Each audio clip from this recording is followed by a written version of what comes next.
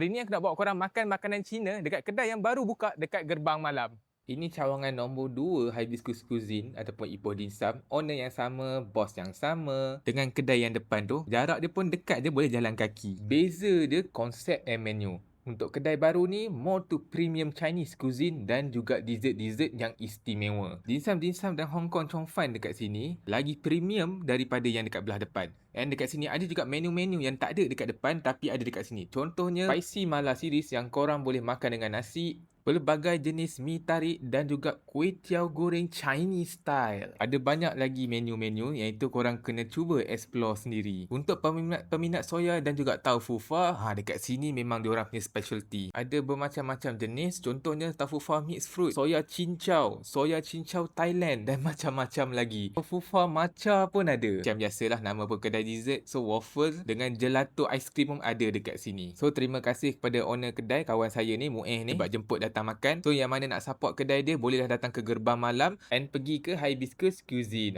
Cawangan 1 dengan cawangan 2 ni sebelah-sebelah je. So kalau korang nak datang dua-dua pun boleh.